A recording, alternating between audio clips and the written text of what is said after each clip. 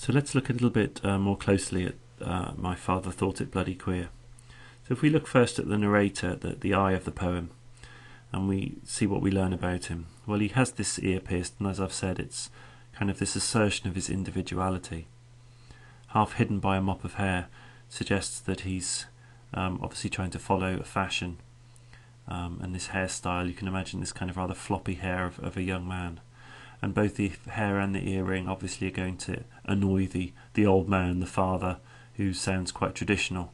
And if we compare this poem to Mice and Snakes, and if we think that probably both poems are about Simon Armitage's relationship with his father, we get the picture of a man who's very set in his ways, very old-fashioned, and doesn't think that his son is making the right sort of choices.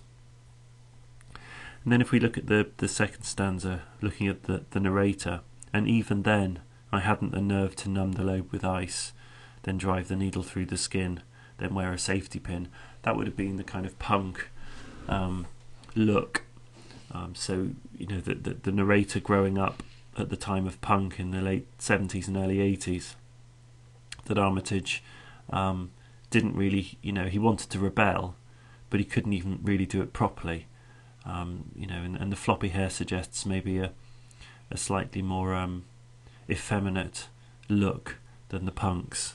So he knows that he tried to rebel, but actually the rebellion itself was pretty pathetic, pretty weak. He couldn't do it properly. And even when he tried to do it properly, as I said previously, the wound infects. And then if we look at this last stanza in a little bit more detail, it comes as no surprise to hear my own voice breaking like a tear. Well, why does it come as no surprise? Probably because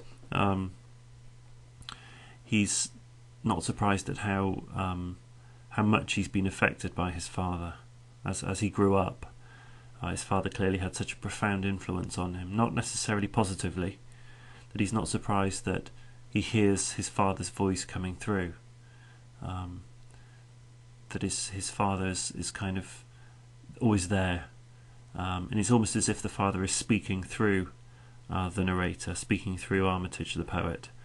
And this, if I were you, I'd take it out and leave it out next year, is almost certainly something that the father said to the narrator. And that last line, if I were you, I'd take it out and leave it out next year, links to the end of the first stanza, You've Lost Your Head. This voice coming through the poet, continually coming through the narrator, and affecting how he even, not just how he thinks, but also how he acts with other people. And he's not surprised that he's starting to act just like his father. He might not approve of what he's doing, but it doesn't surprise him because the father's had such a powerful influence on the son. So a lot of Armitage's poetry seems to be dealing with this idea of how affected we are by our upbringing, our childhood, our formative years. With My Father Thought It Bloody Queer and Mice and Snakes and Mother Any Distance, there's a sense of the parent being such an important, influential part of the child's upbringing. In Kid, it's Batman, it's the kind of the role model. In some of the other poems, we've had this sense of the partner being so important to the narrator as he grows, as he matures. And it's so we're obviously noticing a dominant theme, if not the dominant theme, of these poems with Armitage, and that's how much of our identity is bound up in the people around us. That we can't just say that we are who we are because of who we are. We are who we are because of who we know and who we've grown up with, who we've spent time with. That we can't divorce our own sense of self from the people around us.